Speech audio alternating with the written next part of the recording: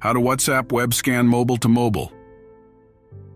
Hey guys, welcome back to the channel. In today's video, I'm going to show you how to scan WhatsApp web from mobile to mobile. Let's get started. First, on the second phone, open a browser and go to web.whatsapp.com. If you see the desktop site option, select it to access the QR code.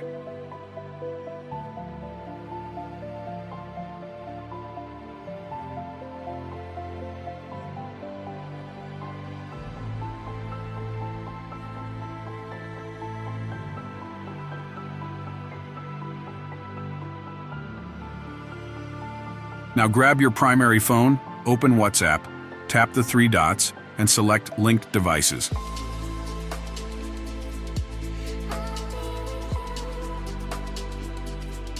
Tap Link a Device and scan the QR code on the second phone.